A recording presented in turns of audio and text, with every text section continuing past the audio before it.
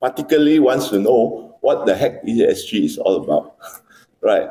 So, but what I'm going to say today may not follow what your thinking is. So I hope maybe this will be some kind of a learning experience for you, right?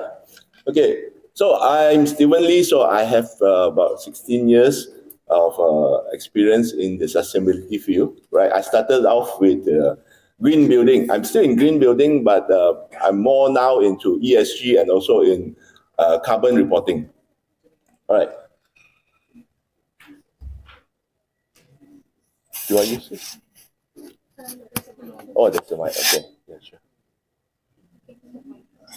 Where's the pointer? I don't have. Okay. Oh, it doesn't work. Macam mana?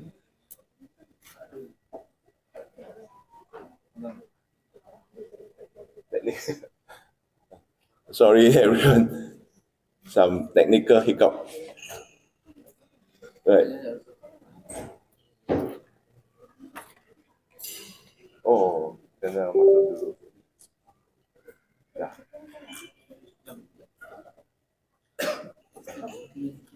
Okay, sorry to keep you guys waiting.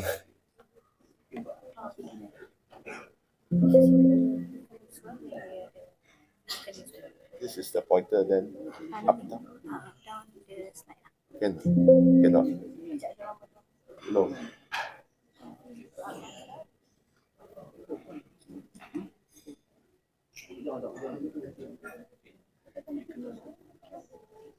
Ah. Okay, this is a.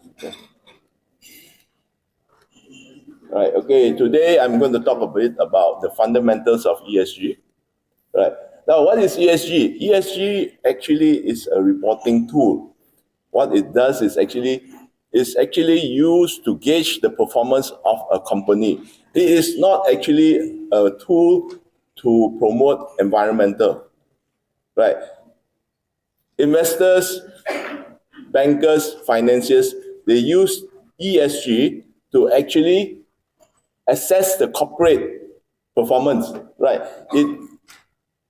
Their concept is that the performance of a company in the environmental, in the social, and the governance would translate into better profits in the long term.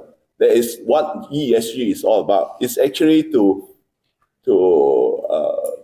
encourage companies to pay more attention in these three components so that the companies can become more profitable. So it is not, ESG is not something actually to make the companies more environmental friendly, actually. It is not an environmental tool, but rather it is a business tool. Sorry. Now, as you can see, it was actually developed from the triple bottom line, right? Planet, people, profit, right? So from people, planet, profit, it went into planet, environment. So from the people, it became social, right? And from the profit, it went into governance. Because in governance, when you have accountability in your management, that is where you can generate more profit, right? So it is conceived as a reporting guideline. It is how you would report in these three components. So what it does is, when they look at the three components, it will reveal, okay, sorry, I think I better hold it. Okay. Now it will reveal, right, what a company is doing, what a company plans to do, right? So it can sustain the long-term values of that company. This is what investors are looking at. This is what banks are looking at. They want to see a company create the long-term value so that they can support the financial part of the company, right? So ESG is done using a framework. This framework will be revealed later, right? So with this framework, it will help the management to be able to focus on certain criteria that is listed in the ESG framework. Right. So that makes it easier for the management to plan what they want to do. Okay, so and ESG now is the mainstream tool. Mainstream tool means to say if an investor wants to invest in a company, they will look, number one, at the ESG report of a company. If a bank wants to lend money, they will also look at the ESG report. This is now becoming the number one tool. So if a company does not have an ESG report, they will be missing out on a lot of opportunities. Okay, so ESG, I think most of us know, is composed of three main components: environmental, social, and governance. Right.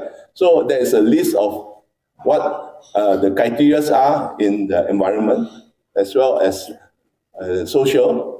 Right. But mainly, it can be broken down to very simple. In the environment, it is how the organization manage resources, the raw resources. Like in this case, the timber, right? Raw resources are very precious because they are non-renewable, right? So it also, again, there are waste that comes from processing the resources. So there is also focus on the waste, on the emissions. Now a lot of people are talking about carbon emissions. That emissions here refers to the carbon emissions, right? Pollution as well impact on the environment. That is on the environmental side. But when we talk about nowadays, when we talk about sustainability, right, it's not just the environment. We are also talking about sustainability on the people, right? So in short, social is how a company treats its workers. You know, how it treats workers, whether they are giving a fair wages to the workers, whether they are giving sufficient training to the workers for their development, whether they are giving sufficient training for them to be safe doing their work, right? These are all under social, right? It also encompasses CSR, right? Nowadays, I think we don't hear of CSR anymore. CSR is forgotten because now ESG has taken over. But CSR is actually now embedded into the social part of ESG. Right. So social is still how a company would actually relate to the community. Right. Because in many places, especially let's say in a timber industry, right, there is this term called a social permission to operate, which means to say if you operate in the area and the surrounding community is totally against your presence, they would then object, and then the company would face serious problems, right, to operate. And maybe the government might even withhold the approval, right? So social, it is how the workers are treated as well as the relationship with the community. So on the governance is the leadership of the management, how the management wants to promote themselves as a leader, right? They have to show that they care for the workers. They have to show also that they are willing to walk the talk. So in many cases, this is something which is not yet implemented in Malaysia, but in other countries in Europe, in the Western world, there are KPIs related to sustainability on the director. So if these KPIs are not achieved, the directors may lose their bonus. In certain times, in certain instances, they may even get a pay cut. Right. Of course, I don't think this will happen in Malaysia anytime soon, right? Because we are much more conservative, right? But that is how it goes, right? governance here means to say the management, the directors must take charge. Okay, so when you talk about framework are guidelines. Okay, this framework provides a list of criteria so that companies can follow in order to prepare their ESG report. Okay, these are a lot that is used by companies. You have GRI, Global Reporting Initiative, and FTSE for Good. FTSE for Good is only used by public listed companies. Or rather, Bursa Malaysia use FTSE for Good to evaluate public listed companies.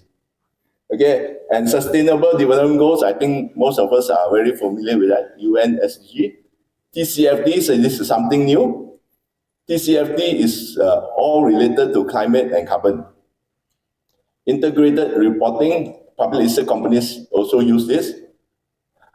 SASB is mostly used in North America, so we hardly see it here. And also CDP. CDP is also mostly used in North America. Okay. So these are basically the focus of each of the frameworks. Right. So GRI standards it was developed when GRI started. It was actually a framework for CSR, but then we developed it to become an ESG framework. So because of that, GRI is very heavy on social part. It has the requisite environmental and governance, but it's very heavy on the social part. Right. So FTSE for Good, like I said, it's similar to GRI, but it's only used by Bursa. UNSCG, this is actually a lot of us like to use a UNSCG, but that was because we are unfamiliar with ESG. But if we look at UNSDG, it is actually not applicable for companies. UNSDG is their goals are all targeted at countries. It is a country level framework, right? So TCFD is actually mainly used by the money people. The TCFD's importance is for the finances, for the lenders, for the insurers, for the bankers.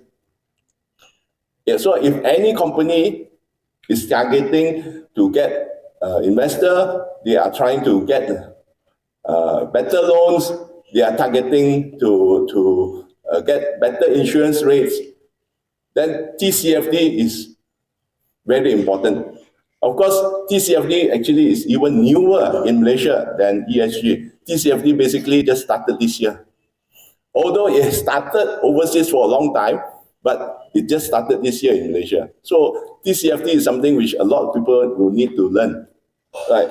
So SASB, like I said, this is a framework that is mostly used in the US. It is a very comprehensive framework. For GRI, right, you have a standard framework which all industry use. In SASB, they have specific framework. There are 77 frameworks under SASB.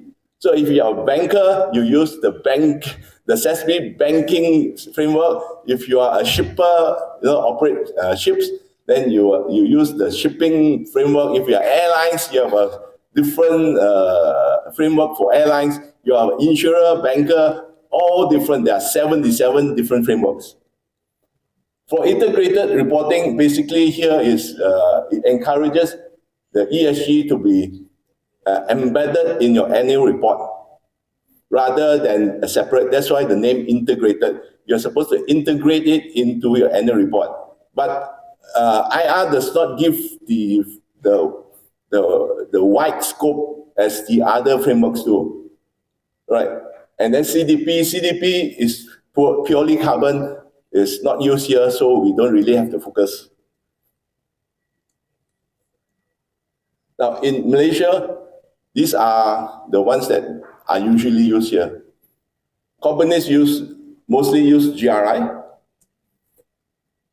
If the company is a public listed company, then they have to pay attention to TCFD, to FTSE for Good. TCFD, now, like I said, is becoming very important on the financial aspect of things. Right? TCFD, as the name implies, financial disclosure. Right? So it's very important for finance. Of course, then you have UNSG. So just a comparison. These are criteria that are found in three of the frameworks. So when you look at GRI, under environmental, under E component, you have that.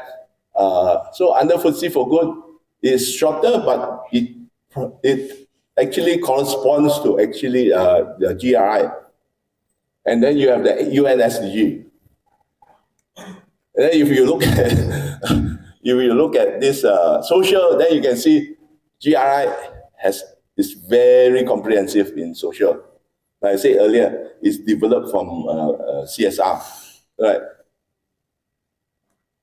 Then governance, GRI is the weakest. Right? So the FTSE for Good is quite comprehensive, and for a lot of companies, actually, if they want to develop on the governance side, companies can look at the Malaysian Corporate Governance Guide that is issued by Bursa. You can check on that. If companies that comply with that guide would naturally comply with ESG requirements. So what is happening now? What is happening now actually? Just like many of you, right? The board's executive, they are trying to get more information on ESG. They need to learn more about ESG because now it is mainstream, right? There are a lot of requirements that Bursa imposes on public listed company, right? New regulations are coming out, and this adds to the confusion, right? Every year there will be some new regulation that will come out regarding sustainability or ESG. So if people do not start to learn now, later on when you start, there will be too many things to learn, right? So better get started as soon as possible. So, and because of these ESG requirements, there are now a lot of uncertainty, a lot more challenges. But in every business, when you have challenge, you have uncertainty, there is also opportunity. So companies that are able to take the challenge, take the risk, right, and turn into some innovation, they will then be able to outperform their competitors. So the thing here is this: ESG is a shock to companies.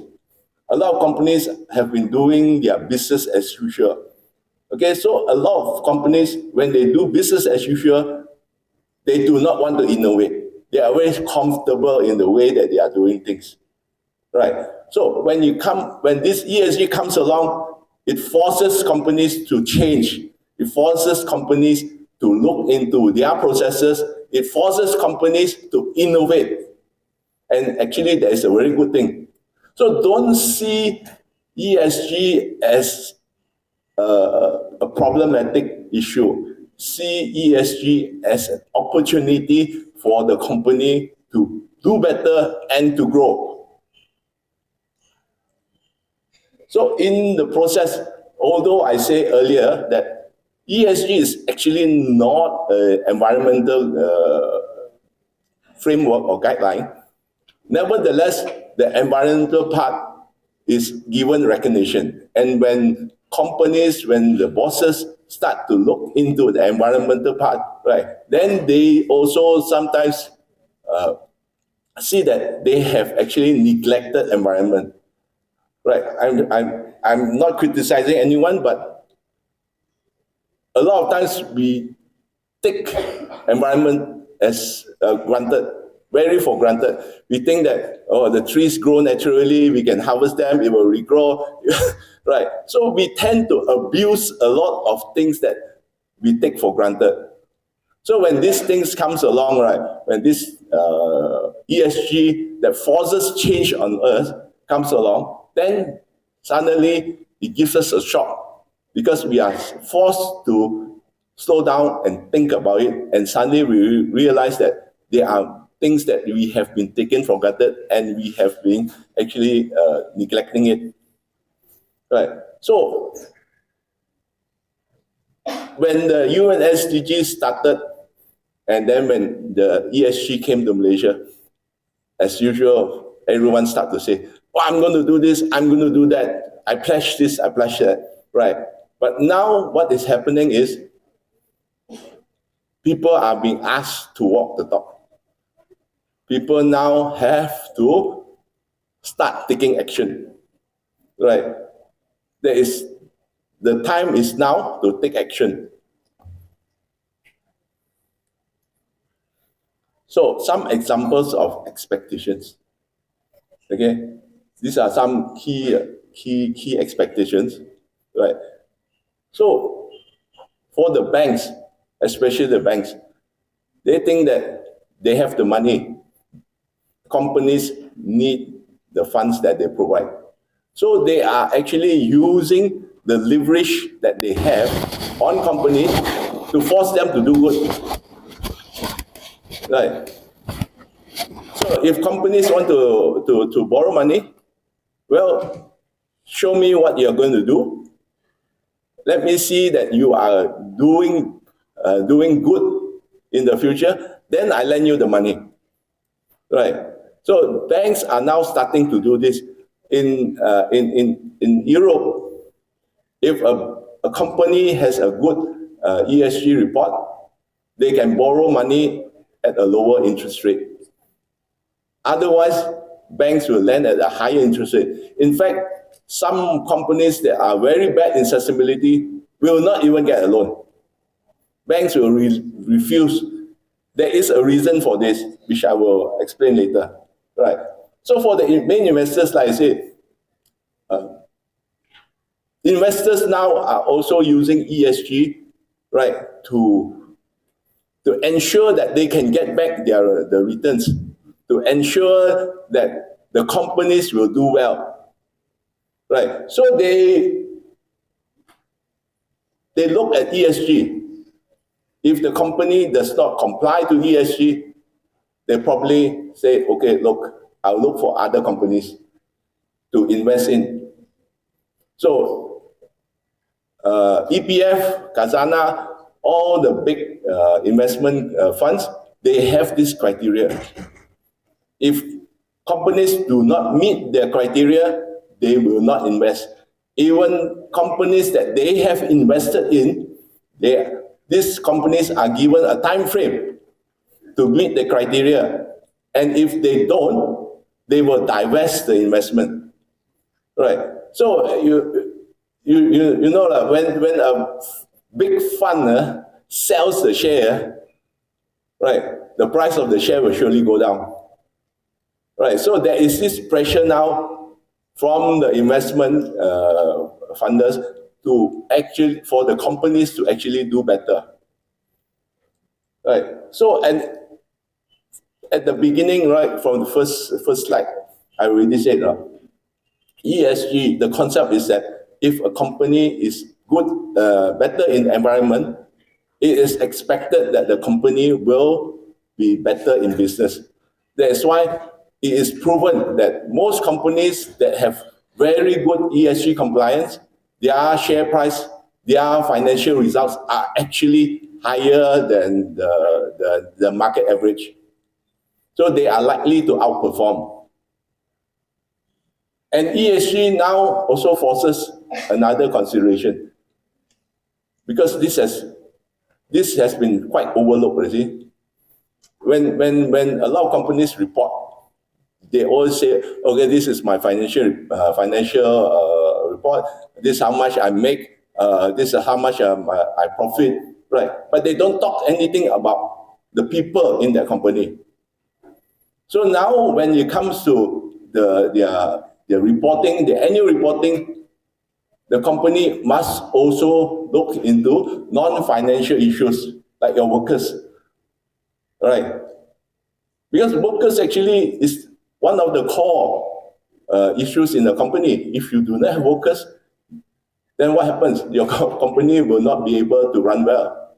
In fact, in the Western countries, if a company does not have good ESG compliance, they find it difficult to get good talents.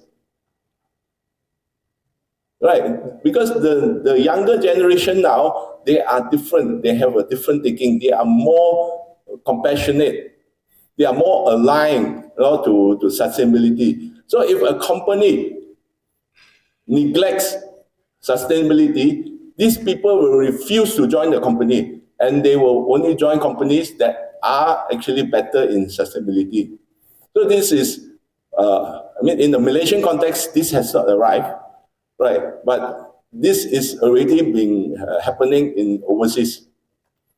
Okay, so again, even a company that is not an outperformer, at least the ESG reporting will force the company, right, to undertake certain projects and keep the company's price stable. So there is ESG compliance companies are unlikely to have very low share prices.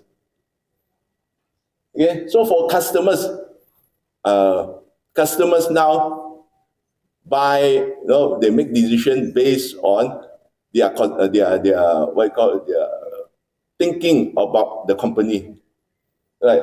So they nowadays they expect companies to do better. So when you have reports about a Vietnam company mistreating their workers, like in the case of Nike, what happens in the US? The people refuse to buy Nike.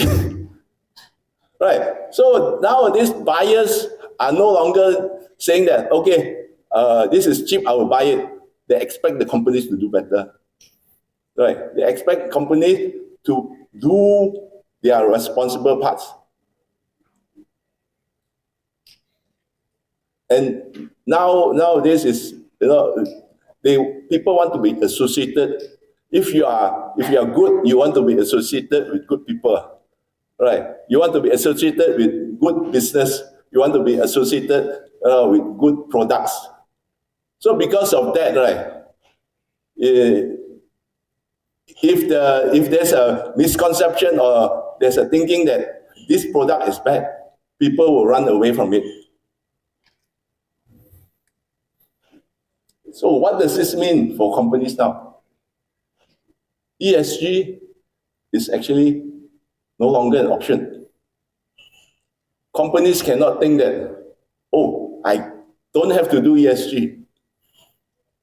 Actually now, the expectation of ESG is throughout. Why? Because ESG nowadays is not just about the individual company. It's now about a supply chain. A supply chain means to say what? You expect your supplier to be ESG compliant. Your customer expect you to be ESG compliant. Right? It's a whole thing. So your customers expect your customer to be compliant, expect you to be compliant. So it goes throughout the chain. And now there are actually a lot of efforts in companies that are in Malaysia whereby they have already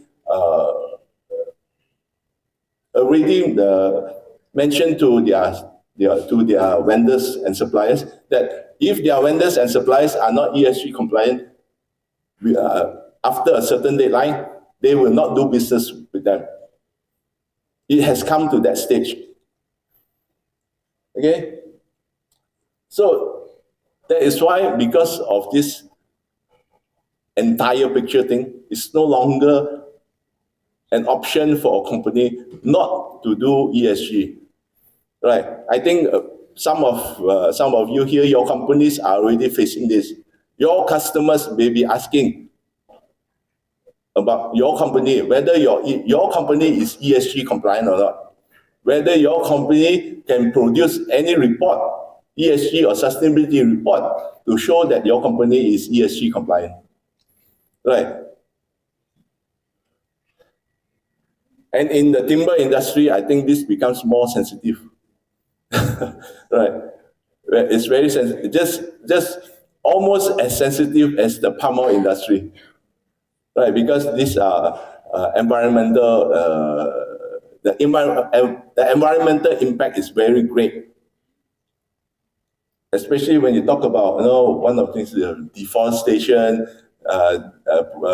contributing to global warming, contributing to climate change. So, the whole world is very worried about climate change. And when deforestation is linked to climate change, then everyone is looking at the timber companies. Whether you are doing your part, to be better custodian of the forest. Right. So how does ESG play a part? These are some points that you can look at. Right.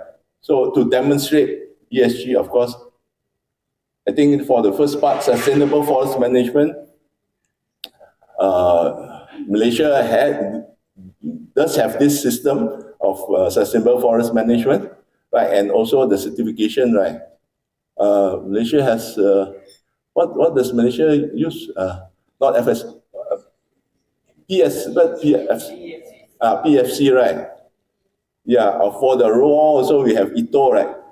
Yeah, so companies need to get this, right, to demonstrate to their customers that they are serious about preserving or maintaining the forest better, right? So deforestation, this is a very sensitive. I don't want to go too far, but the afforestation is something which everyone should look at, right?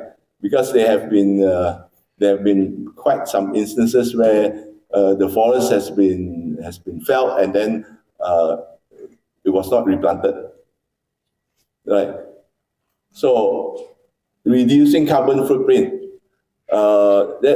This is actually going into operations, to reduce the use of machines that use a lot of fuel, right, and produce carbon footprint. But of course, this I would say companies will have to counter it against their investment costs, right? But this is a point which companies should look at, right? So wildlife preservation, I think this is also another very sensitive, where forests have chopped down and then you drive the tigers, the elephants, right, out of their homes, right? So I think in this case, it's not the purview of MTIB. It will be more on the forestry department, right? So, but companies should also look into this, right, when they go into this harvesting of timber. So on the social challenges, again, ensuring the workers' health and safety. Right? Many times, especially when companies hire foreign workers, this is often neglected. They are not provided with training of operating equipment, so they may injure themselves. Right? They are not given proper safety protection. So in many cases, you can see they don't even wear any personal protection. They're probably just barefoot, wearing pants and t-shirt.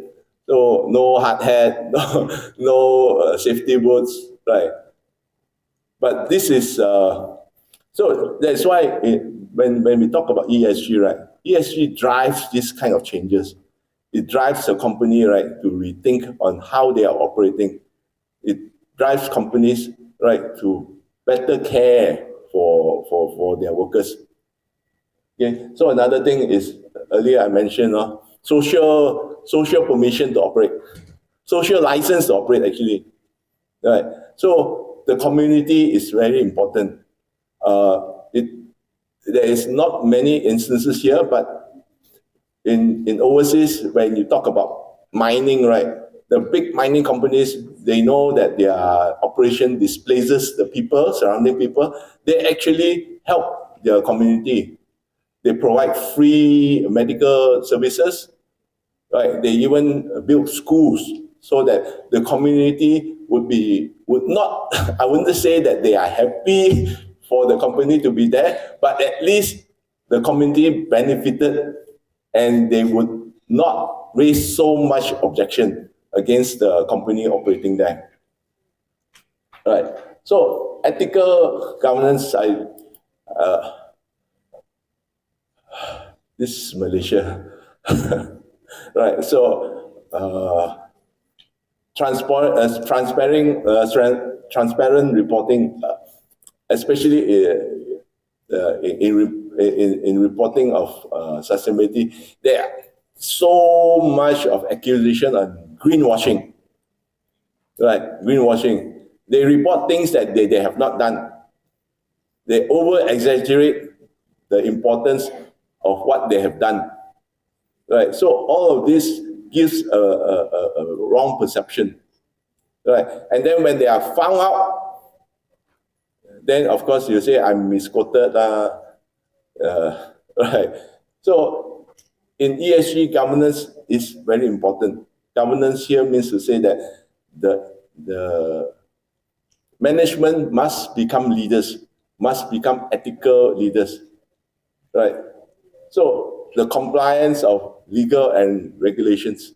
So there is surely a reason why there is a regulation, right? But very often we think that the regulation is too harsh, the regulation is too cumbersome, the regulation is too strict, and then we try to find loopholes, right? So, but when we do that, then that is where things may become worse.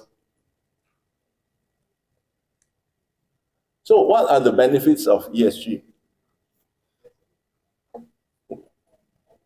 Number one is that ESG can actually be a very good marketing and promotion tool if you know how to position the ESG. When we talk about the ESG reporting, we want to identify the stakeholders. Who is this report going to go to? Right. In many cases, the sustainability report is the only report that outsiders can get hold of to find out how sustainable a company is doing. So this report is very, very important. If you are looking for an investor, the investors ask, how do I know? You show them the ESG report. You will know from reading this, right? So the ESG report, don't think that, this is just a compliance, a regulation. No, use it to become your marketing, your promotion tool, right? Put in the things that the stakeholders wants to see, right? Then once, of course, don't over exaggerate, right? But then bankers, they want to see governance, very strong governance, right? They are less likely to look at the social part. They will look also some on the environment, on the emissions part. But if you are trying to get business from a customer, right? The customer may actually look more on the social part. Right, like for Nike, if you want to produce shoes for Nike, number one, they will say, how are you treating your workers? Right, they are less likely to look at the environment, but they will place a lot of focus on the social part. So that's why when you prepare the report, identify which stakeholders matters most, right? And then you look at how to prepare report to cater to their expectation. Access to capital. I've said several times. Investors, bankers, right? They will look at your ESG report, how sustainable you are, before they give any money to you. Okay? Why does Bursa force all public listed companies to do ESG reporting? Because the investors are saying we want to invest in sustainable companies. Without the ESG report, the sustainability report, they cannot know which public listed company is sustainable. Right. So that actually the Bursa did not do this on their own, but they were under pressure from the investors that the investors need to know which companies that they can put their money in, right?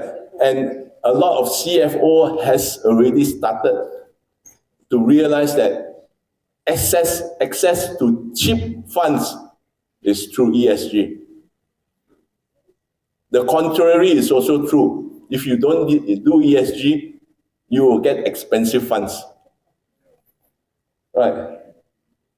So enhanced risk management. Now this is the part where I said ESG forces companies to stop and look at their condition now, right? If without this ESG shock, right, the companies will do business as usual. They will just continue, oh, I'm making money, so I will just continue doing what I'm doing. Right? They will not change. So ESG is making companies to change. And in order to change, they have to stop, look at themselves, what is missing, what is missing. So a lot of ESG, it starts off with an assessment to discover the gaps in the ESG compliance, right? So without ESG, actually, no company will ever stop doing what they have been doing, and they're just happily going on. So with ESG, this is the good part is they force companies to change.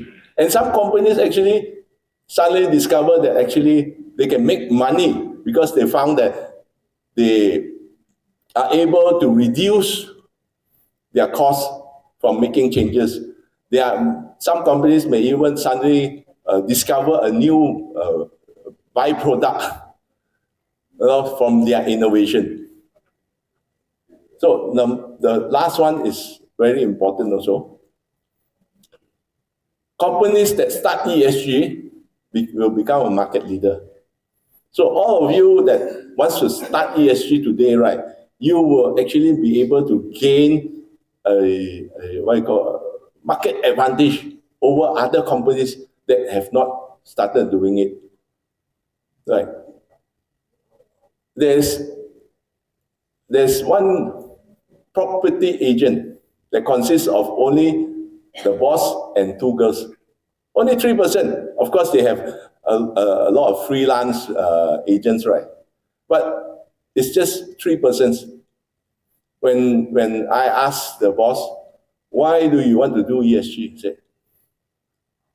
He said, I want to target the foreign companies that come into Malaysia and looking for agents to help them to source for property.